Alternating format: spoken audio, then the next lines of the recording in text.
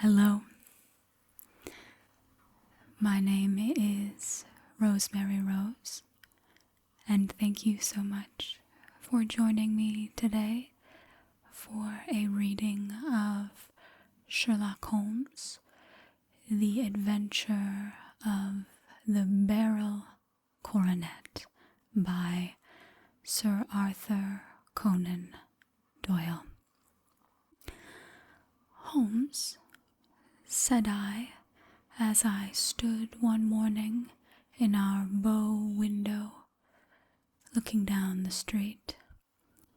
Here is a madman coming along. It seems rather sad that his relatives should allow him to come out alone.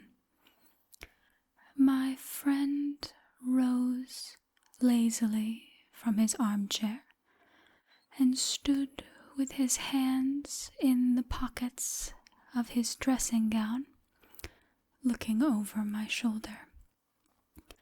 It was a bright, crisp February morning, and the snow of the day before still lay deep upon the ground, shimmering brightly in the wintry sun.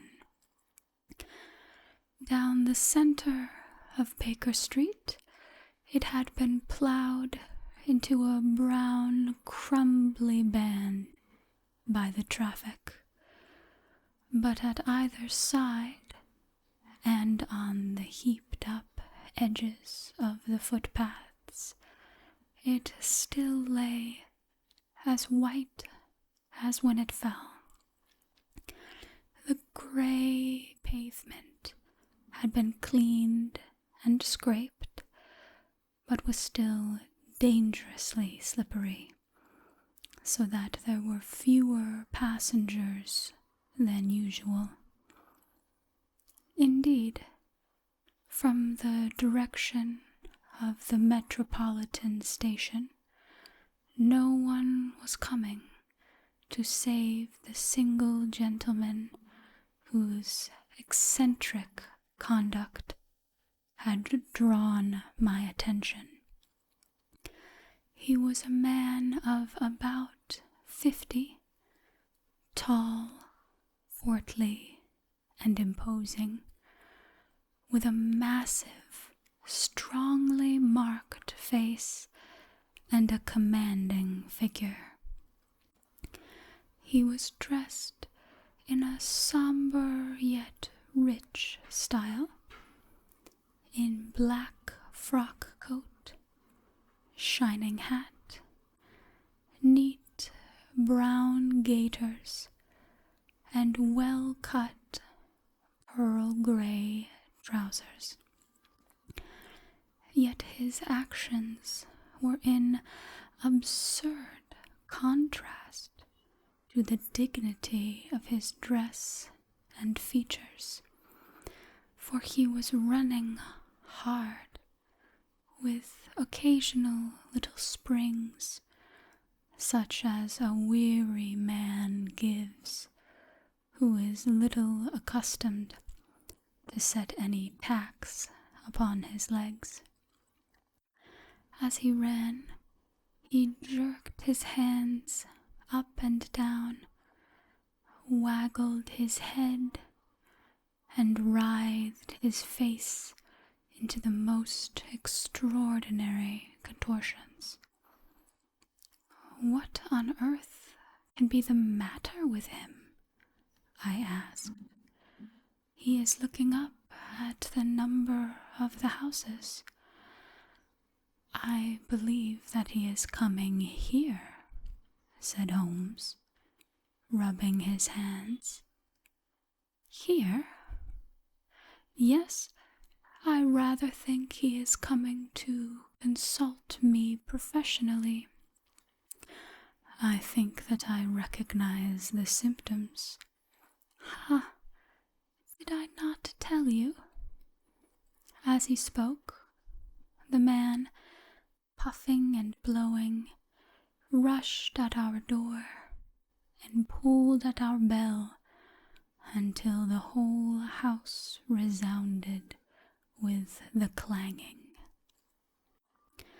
A few moments later, he was in our room, still puffing, still gesticulating, but with so fixed a look of grief and despair in his eyes that our smiles were turned in an instant to horror and pity. For a while he could not get his words out, but swayed his body and plucked at his hair like one who had been driven to the extreme limits of his reason. Then, suddenly springing to his feet, he beat his head against the wall with such force that we both rushed upon him and tore him away to the center of the room. Sherlock Holmes pushed him down into the easy chair and, sitting beside him, patted his hand and chatted with him in the easy, soothing tones which he knew so well how to employ. "You have come to me to tell me your story, have you not?" said he. "You are fatigued with your haste. Pray wait until you have recovered yourself, and then I shall be most happy to look into any little problem which you may submit to me." The man sat for a minute or more with a heaving chest, fighting against his emotion. Then he passed his handkerchief over his brow, set his lips tight, and turned his face towards us. "No doubt you think me mad," said he. "I see that you have had some great trouble," responded Holmes. "God knows I have. A trouble which is enough to unseat my reason, so sudden and so terrible it is. Public disgrace I might have faced, although I am a man whose character has never yet borne a stain. Private affliction, also, is the lot of every man, but the two coming together, and in so frightful a form, have been enough to shake my very soul. Besides, it is not I alone. The very noblest in the land may suffer unless some way be found out of this horrible affair. Pray compose yourself, sir," said Holmes, "and let me have a clear account of who you are and what it is that has befallen you." "My name," answered our visitor, "is probably familiar to your ears.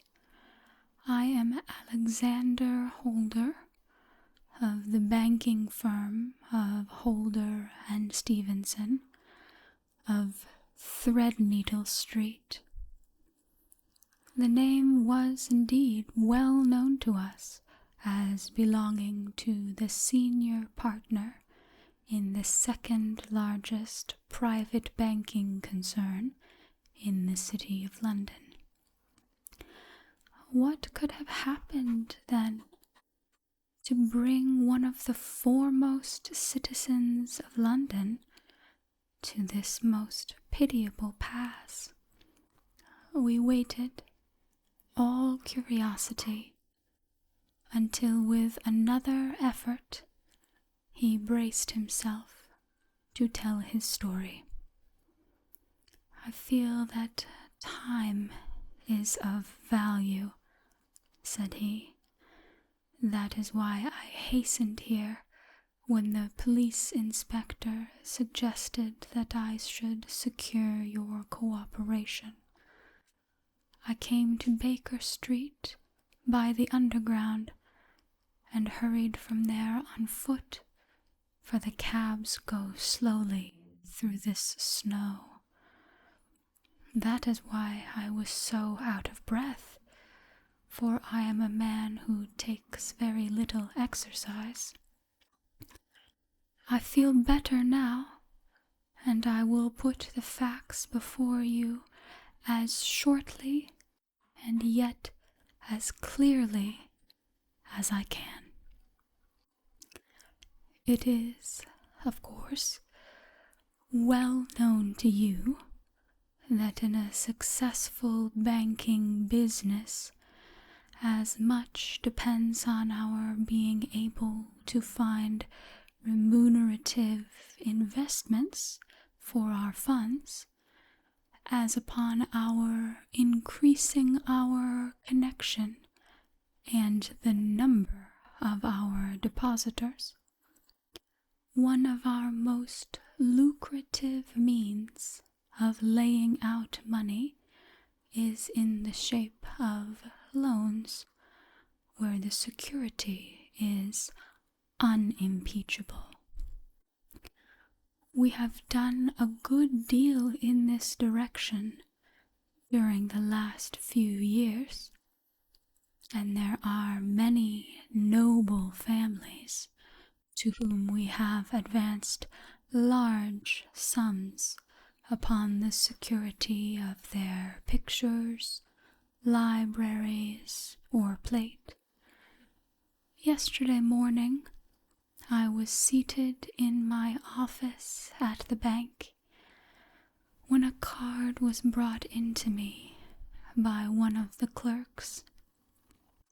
I started when I saw the name, for it was that of none other than, well, perhaps even to you, I had better to say no more than it was a name which is a household word all over the earth, one of the highest, noblest, most exalted names in England. I was overwhelmed by the honor, and attempted, when he entered, to say so, but he plunged at once into business with the air of a man who wishes to hurry quickly through a disagreeable task. "Mr. Holder," said he, "I have been informed that you are in the habit of advancing money. The firm does so when the security is good," I answered.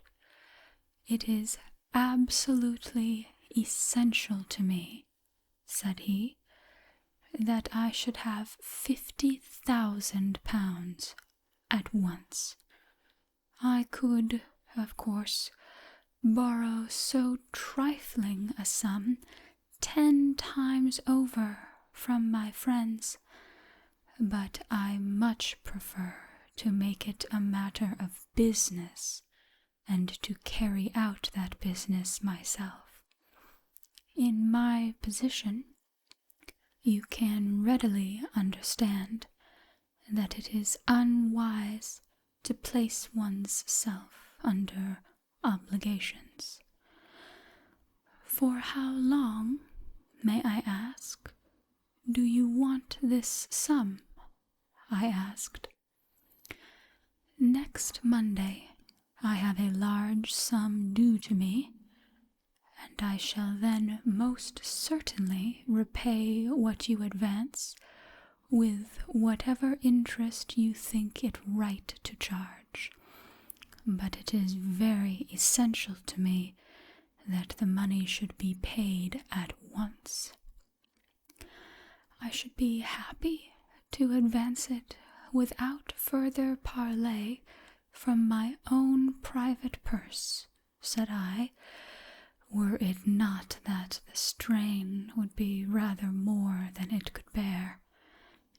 If, on the other hand, I aim to do it in the name of the firm, then in justice to my partner, I must insist that, even in your case, every business-like precaution should be taken.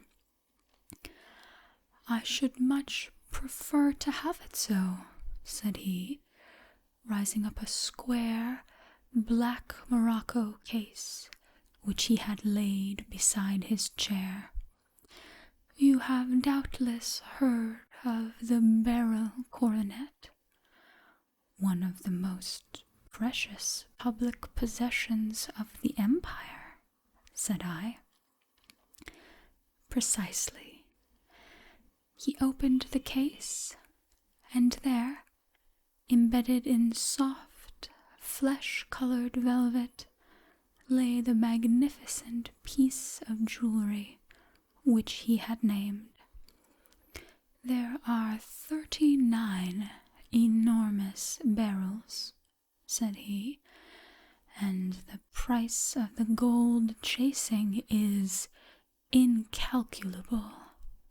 The lowest estimate would put the worth of the coronet at double the sum which I have asked, and I am prepared to leave it with you as my security. I took the precious case into my hands and looked in some perplexity from it to my illustrious client. You doubt its value? He asked. Not at all.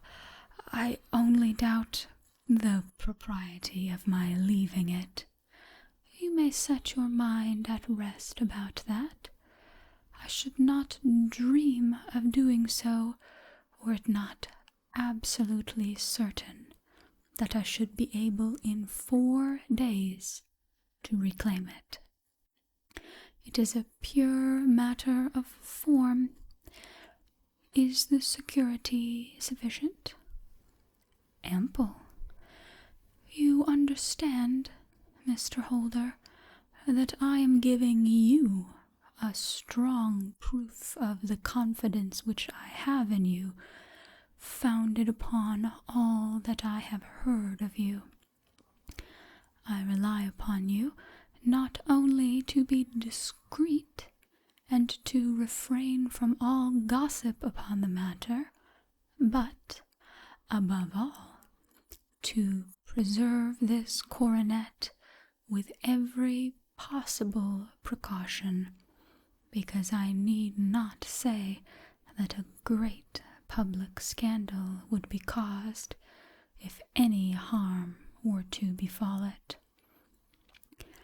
Any injury to it would be almost as serious as its complete loss, for there are no barrels in the world to match these, and it would be impossible to replace them. I leave it with you, however, with every confidence, and I shall call for it in person on Monday morning. Seeing that my client was anxious to leave, I said no more, but, calling for my cashier, I ordered him to pay over 50 £1,000 notes.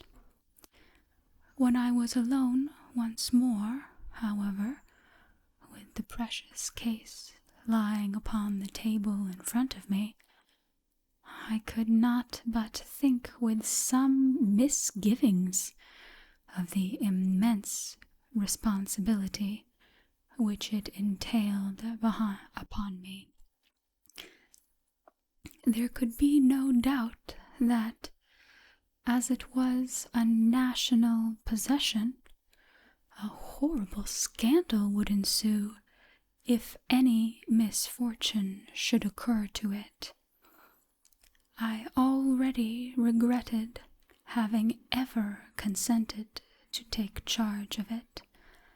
However, it was too late to alter the matter now, so I locked it up in my private safe and turned once more to my work.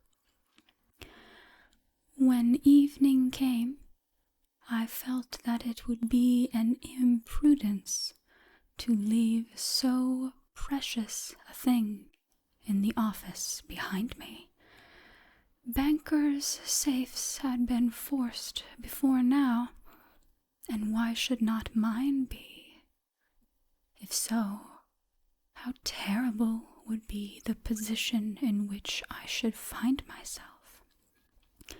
I determined, therefore, that for the next few days I would always carry the case backward and forward with me, so that it might never be really out of my reach. With this intention, I called a cab and drove out to my house at Streatham, carrying the jewel with me. I did not breathe freely until I had taken it upstairs and locked it in the bureau of my dressing room. And now a word as to my household, Mr. Holmes, for I wish you to thoroughly understand the situation. My groom and my page sleep out of the house, and may be set aside altogether. I have 3 maidservants who have been with me a number of years, and whose absolute reliability is quite above suspicion. Another, Lucy Parr, the second waiting maid, had only been in my service a few months. She came with an excellent character, however, and has always given me satisfaction. She is a very pretty girl, and has attracted admirers who have occasionally hung about the place. That is the only drawback which we have found to her, but we believe her to be a thoroughly good girl in every way. So much for the servants. My family itself is so small that it will not take me long to describe it. I am a widower, and have an only son, Arthur. He has been a disappointment to me, Mr. Holmes, a grievous disappointment. I have no doubt that I myself am to blame. People tell me that I have spoiled him. Very likely I have. When my dear wife died, I felt that he was all I had to love. I could not bear to see the smile fade even for a moment from his face. I have never denied him a wish. Perhaps it would have been better for both of us had I been sterner, but I meant it for the best. It was naturally my intention that he should succeed me in my business, but he was not of a business turn. He was wild, wayward, and, to speak the truth, I could not trust him in the handling of large sums of money. When he was young, he became a member of an aristocratic club, and there, having charming manners, he was soon the intimate of a number of men with long purses and expensive habits. He learned to play heavily at cards and to squander money on the turf, until he had again and again to come to me and implore me to give him an advance upon his allowance, that he might settle his debts of honor.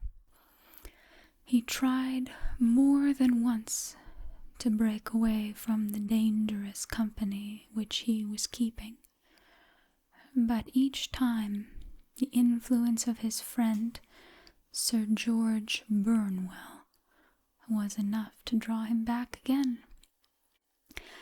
And, indeed, I could not wonder that such a man as Sir George Burnwell should gain an influence over him, for he has frequently brought him to my house, and I have found myself that I could hardly resist the fascination of his manner.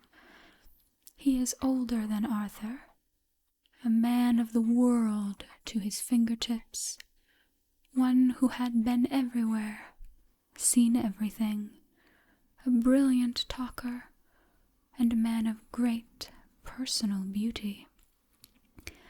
Yet when I think of him in cold blood, far away from the glamour of his presence, I am convinced from his cynical speech and the look which I have caught in his eyes that he is one who should be deeply distrusted. So I think, and so too thinks my little Mary, who has a woman's quick insight into character. And now there is only she to be described. She is my niece, but when my brother died 5 years ago and left her alone in the world, I adopted her, and have looked upon her ever since as my daughter. She is a sunbeam in my house, sweet, loving, beautiful, a wonderful manager and housekeeper, yet as tender and quiet and gentle as a woman could be. She is my right hand. I do not know what I could do without her. In only one matter has she ever gone against my wishes. Twice my boy has asked her to marry him, for he loves her devotedly, but each time she has refused him. I think that if anyone could have drawn him into the right path, it would have been she, and that this marriage might have changed his whole life. But now, alas, it is too late, forever too late. Now, Mr. Holmes, you know the people who live under my roof, and I shall continue with my miserable story. When we were taking coffee in the drawing-room that night after dinner, I told Arthur and Mary my experience, and of the precious treasure which we had under our roof, suppressing only the name of my client. Lucy Parr, who had brought in the coffee, had, I am sure, left the room, but I cannot swear that the door was closed. Mary and Arthur were much interested, and wished to see the famous coronet, but I thought it better not to disturb it.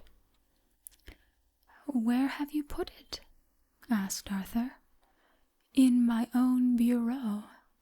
"Well, I hope to goodness the house won't be burgled during the night," said he. "It is locked up," I answered. "Oh, any old key will fit that bureau. When I was a youngster, I have opened it myself, with the key of the box-room cupboard. He often had a wild way of talking, so that I thought little of what he said. He followed me to my room, however, that night with a very grave face. "Look here, Dad," said he, with his eyes cast down. "Can you let me have £200? "No, I cannot," I answered sharply. "I have been far too generous with you in money matters."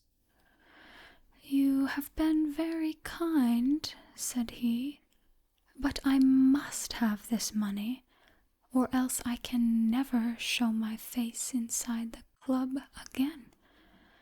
"And a very good thing, too," I cried. "Yes, but you would not have me leave it a dishonored man," said he. "I could not bear the disgrace. I must raise the money in some way, and if you will not let me have it, then I must try other means." I was very angry, for this was the third demand during the month. "You shall not have a farthing from me," I cried, on which he bowed and left the room without another word. When he was gone, I unlocked my bureau, made sure that my treasure was safe, and locked it again. Then I started to go round the house to see that all was secure, a duty which I usually leave to Mary, but which I thought it well to perform myself that night. As I came down the stairs, I saw Mary herself at the side window of the hall, which she closed and fastened as I approached. "Tell me, Dad," said she, looking, I thought, a little disturbed, "did you give Lucy, the maid, leave to go out tonight?" "Certainly not. She came in just now by the back door. I have no doubt that she has only been to the side gate to see someone, but I think it is hardly safe and should be stopped. You must speak to her in the morning, or I will, if you prefer it. Are you sure that everything is fastened?" "Quite sure, Dad." "Then, good night." I kissed her and went up to my bedroom again, where I was soon asleep. I am endeavoring to tell you everything, Mr. Holmes, which may have any bearing upon the case, but I beg that you will question me upon any point which I do not make clear. On the contrary, your statement is singularly lucid. I have come to a part of my story now in which I should wish to be particularly so. I am not a very heavy sleeper, and my anxiety in my mind tended, no doubt, to make me even less so than usual. About 2 in the morning, then, I was awakened by some sound in the house. It had ceased ere I was wide awake, but it had left an impression behind, as though a window had gently closed somewhere. I lay listening with all my ears. Suddenly, to my horror, there was a distinct sound of footsteps moving softly in the next room. I slipped out of bed, all palpitating with fear, and peeped round the corner of my dressing-room. "Arthur," I screamed, "you villain, you thief! How dare you touch that coronet?" The gas was half up, as I had left it, and my unhappy boy, dressed only in his shirt and trousers, was standing beside the light, holding the coronet in his hands. He appeared to be wrenching at it, or bending it with all his strength. At my cry, he dropped it from his grasp and turned as pale as death. I snatched it up and examined it. One of the gold corners, with 3 of the barrels in it, was missing. "You blackguard!" I shouted, beside myself with rage. "You have destroyed it. You have dishonored me forever. Where are the jewels which you have stolen?" "Stolen?" he cried. "Yes, thief," I roared, shaking him by the shoulder. "There are none missing. There cannot be any missing," said he.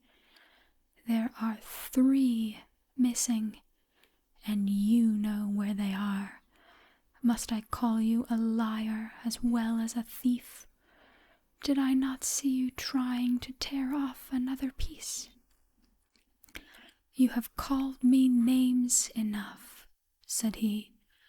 "I will not stand it any longer. I shall not say another word about this business, since you have chosen to insult me. I will leave your house in the morning and make my own way in the world."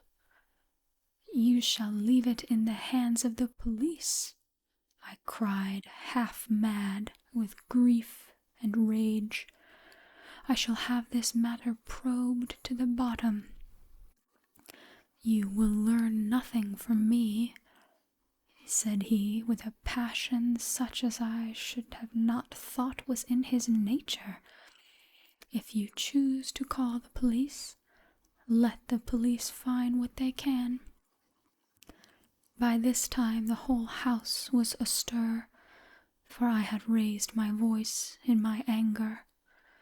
Mary was the first to rush into my room, and at the sight of the coronet and of Arthur's face, she read the whole story, and with a scream fell down senseless on the ground. I sent the housemaid for the police, and put the investigation into their hands at once. When the inspector and a constable entered the house, Arthur, who had stood sullenly with his arms folded, asked me whether it was my intention to charge him with theft. I answered that it had ceased to be a private matter and had become a public one, since the ruined coronet was national property. I was determined that the law should have its way in everything.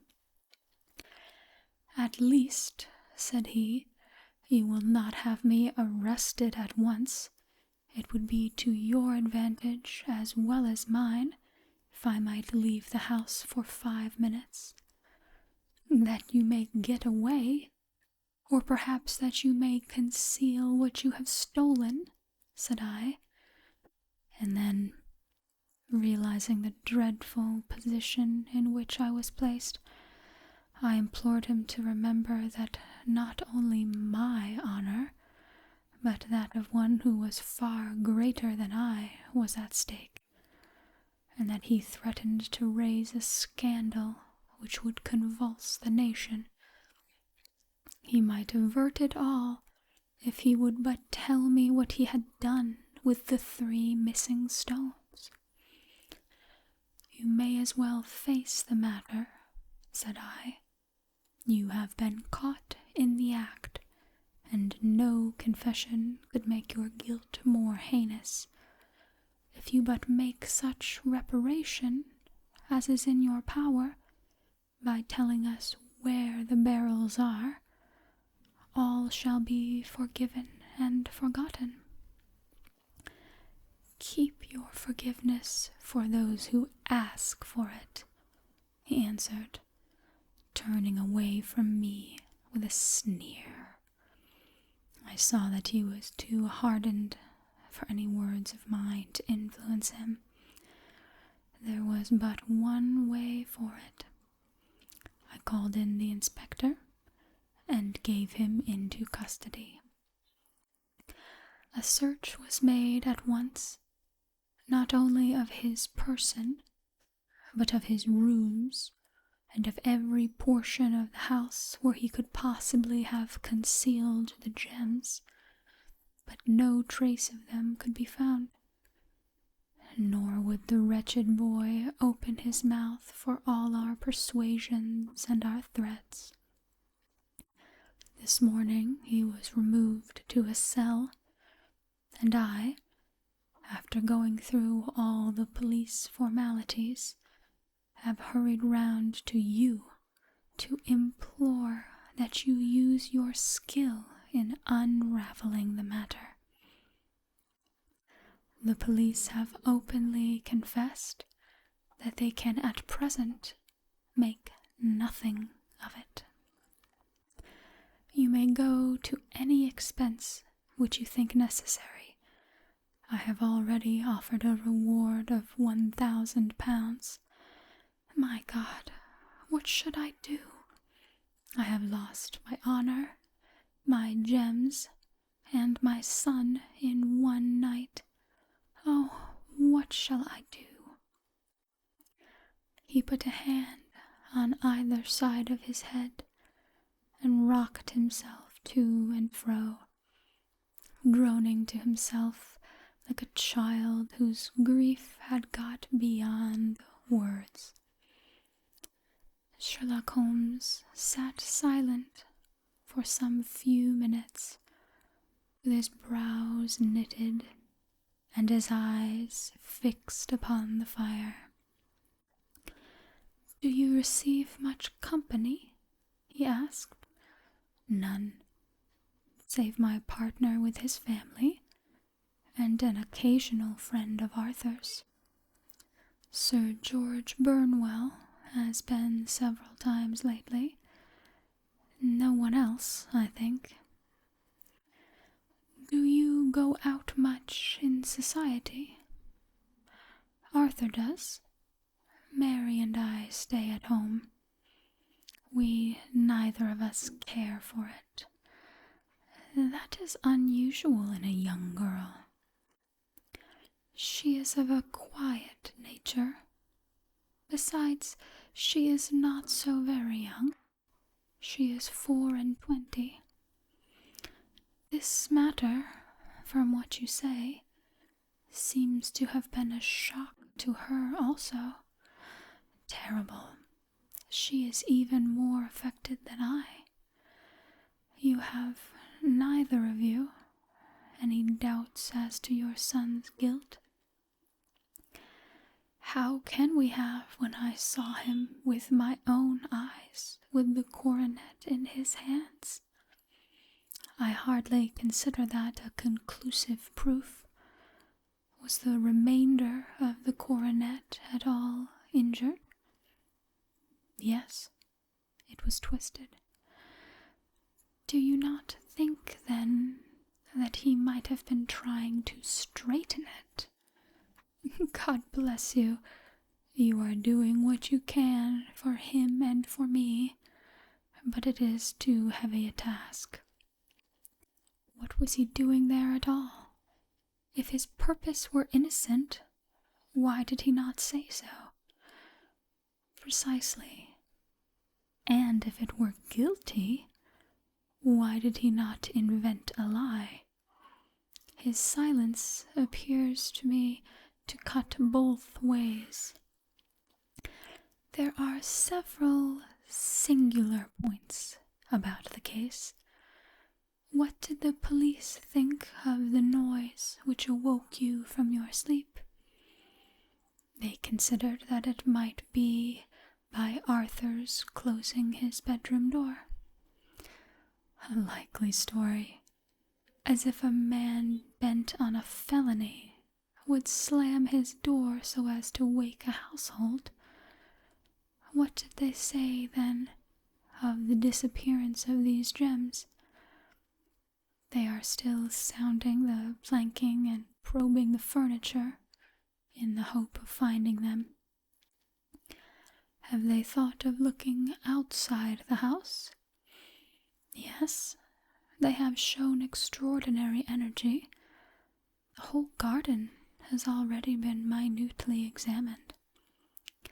Now, my dear sir, said Holmes, is it not obvious to you now that this matter really strikes very much deeper than either you or the police were at first inclined to think?